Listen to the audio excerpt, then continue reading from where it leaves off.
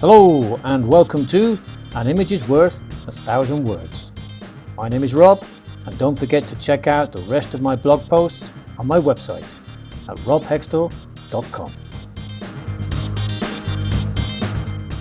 Hello, I've just been editing this photo of a beech tree leaf, and I've sharpened the center of the picture where you can see that berry or nut or seed growing on the leaf. Incredible. This photograph was taken in June, and I've increased the blur around the edges and increased the saturation of that little berry so that the red, that color, really pops and really attracts our attention to the center of the picture.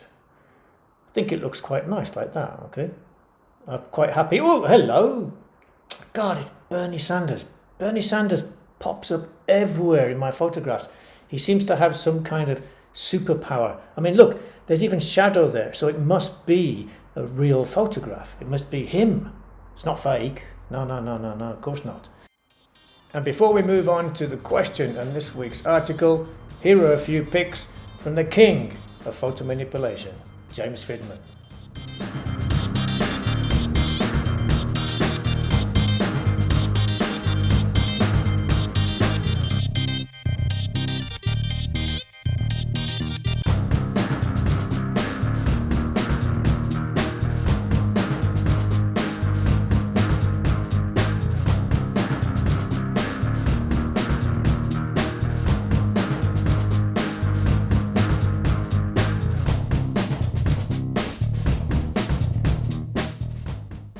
And here is this week's question.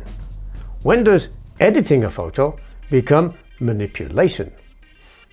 Before you start, check that you understand this vocabulary. Pause the video to make sure that you understand everything.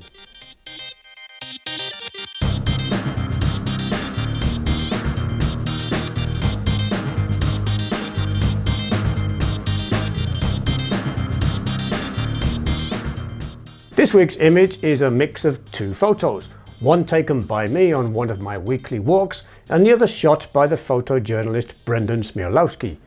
His snap of the elderly Senator Bernie Sanders sitting outside in the freezing cold sporting hand-knitted mittens during the inauguration of Joe Biden in January 2021 was widely distributed by news agencies in the days following the ceremony.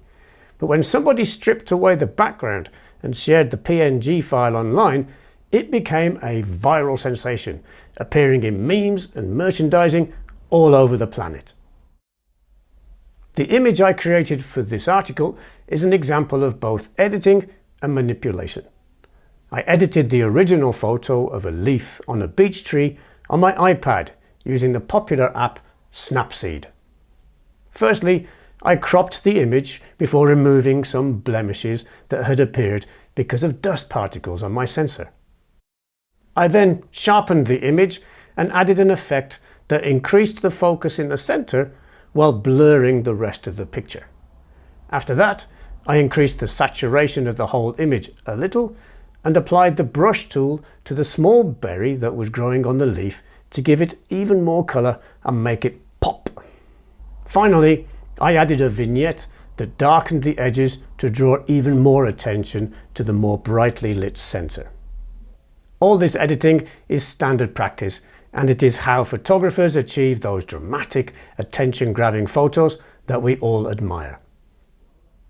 Then came the manipulation. I wanted to make my own humorous version of the Bernie Sanders meme, so I downloaded the image. Smiolowski has never sought compensation for the widespread use of the edited image in memes, and pasted it onto my photo as an extra layer. I actually use a very simple application to do this. In fact, I hardly ever use the Photoshop alternative I have for this type of thing. I resized it and tilted it a little.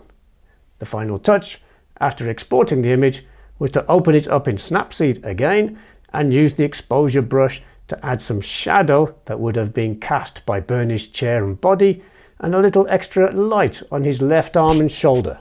Voila! Bernie on a leaf, like a pixie in the woods. It's real, honest.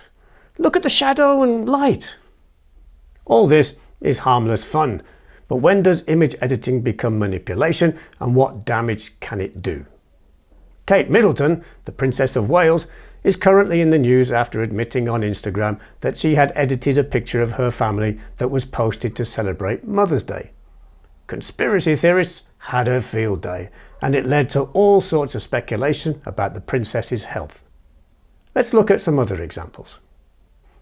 In 1982, National Geographic magazine altered a photo of the Egyptian pyramids to fit the cover layout, which led to accusations of unethical manipulation and a debate about the authenticity of documentary photography. In 2003, GQ magazine digitally added more cleavage to Kate Winslet on its cover, without her consent, leading to criticism and debates about the objectification of women in media. In 2009, Vogue magazine edited a photo of LeBron James and Gisele Bündchen to make James appear more dominant and Bündchen more submissive, leading to criticism of perpetuating racial and gender stereotypes. These cases might pale into insignificance in the future as we enter into the world of deep fakes. Will we be able to tell the difference between reality and well-crafted simulations? If we have adequate tools, perhaps we will. Media companies already use sophisticated image forensic tools to spot where photos have been manipulated.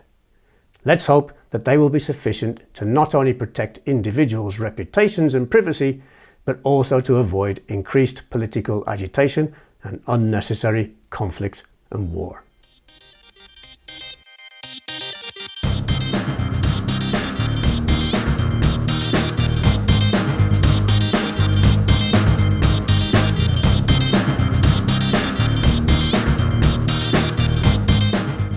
Let's chat about the picture and those ideas. Number 1. Describe the picture in as much detail as possible. What is Bernie Sanders thinking? Number 2. Describe some memes you have seen recently. After seeing memes, do you share them with others? Number 3. Do you edit your photos much? For example, selfies or holiday snaps? If so, why and how? If not, why not? Number 4. Do you believe stereotypes can be reinforced or even amplified by images published in the media? Number 5. How could deepfake creation tools affect political debate, elections, and public trust in the media?